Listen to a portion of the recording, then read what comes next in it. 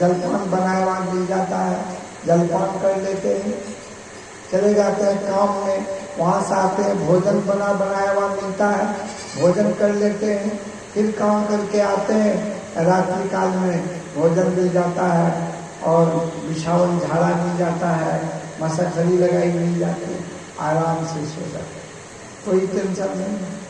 चले जाइए पंजाब, पत्नी को घर में छोड़ देंगे, तब देखिए तो क्या है, परदेश जाके देखिए क्या है, सुबह उठ के झाड़ू लगाना पड़ेगा, बर्तन बासन मलना पड़ेगा, बिछावन उठाना पड़ेगा, चाय बनानी पड़ेगी, उतना ही नहीं भोजन बनाना पड़ेगा, आटा गूंदना पड़ेगा, रोटी बेलना पड़ेगा, भोजन बना के खा के बर्तन धो करके फैक्ट्री जाना पड़ेगा, फिर वहाँ से आएंगे फिर सारा पापड़ बेलना पड़ेगा, फिर भोजन बनाना पड़ेगा, भोजन बनाने के बाद भोजन करके बिछावन लगाना पड़ेगा, मसाजी गिराना पड़ेगा, सब अपने करना पड़ेगा।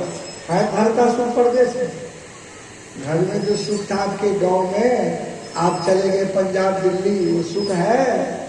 थोड़ी दिन के लिए पंजाब दिल्ली जाते हैं तो घर का सुख नहीं है, अब उतना दिन के लिए जो वहाँ से आए अपना देश से परदेश, यहाँ कहाँ से सुख मिलेगा, सब तो वही कहते हैं यहाँ सुख मिले, झूठे सुख को सुख कहे, मानत है मनमोद, खलक चबेना काल का कुछ मुख में कुछ लोग, ये सब सुख नहीं है, क्षणिक है, सब सुख के पीछे दुख लगा है, याद रखेंगे, सब सुख के पीछे दुख लगा है, यहाँ सुख है नहीं।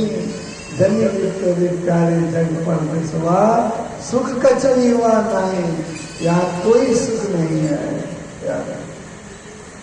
तो ये परदेश है, यहाँ पर आए हैं सैर करने के लिए, आया था यहाँ पर सैर करने, ऐ मुसाफिर तू यहाँ सैर करके लौट जाना, जुक्ति तुमको फिर वहाँ सैर करना भूल कर, निज घर बसा कर टिक गया, याद कर अपने देश को, परदेश में क्यों रुक गया,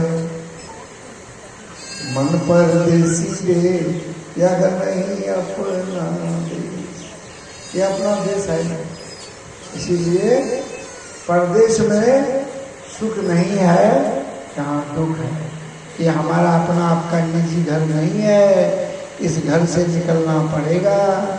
इसीलिए उस घर में जाने से पहले यहाँ उपाय कर लीजिए। जो इस सत्संग भजन में मन लगाता है, जो अपना मेहनत की कमाई थोड़ा भी देता है, वो अगले जन्म में बहुत मिल के बनता है। तो थोड़ी सी जमीन सदगुरु के नाम पर दे देता है, वहाँ 5,000 एकड़ जमीन प्लॉट में उसका जन्म होता है। महाराजा ने तो 1,000 ईंट लगा देता है, करोड़ों ईंट लगे घर में उसका जन्म होता है। जो एक पंखा लगा देता है, वो हजार पंखा सत्संग भजन में खर्च नहीं करता, सदगुरु के पीछे संत के पीछे खर्च नहीं करता, उसका बांस वाला खंभा में घर में जन्म होता है। आंधी आएगी, महीना में 6 बार बरसात में घर को गिरेगा, 9 बार उठाना पड़ेगा, तब मुझे दिएगा जो पैसा कहाँ गया।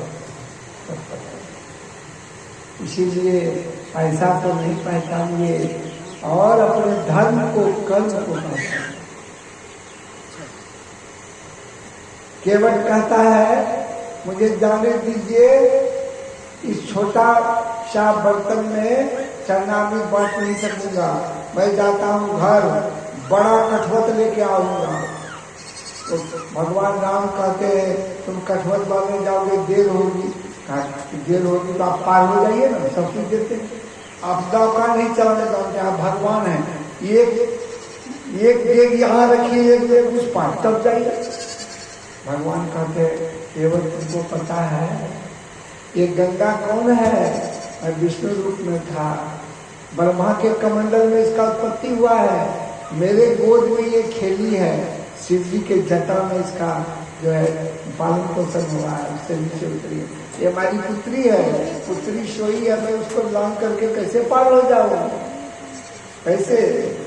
नहीं तो रुकिए, मैं जाता हूँ।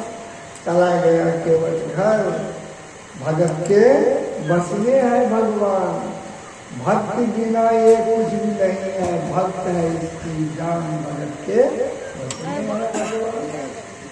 भगवान तो उसके बस में है। पार तो चाहे तो क्या भी कर सकते हैं भगवान, लेकिन प्रेम के बस से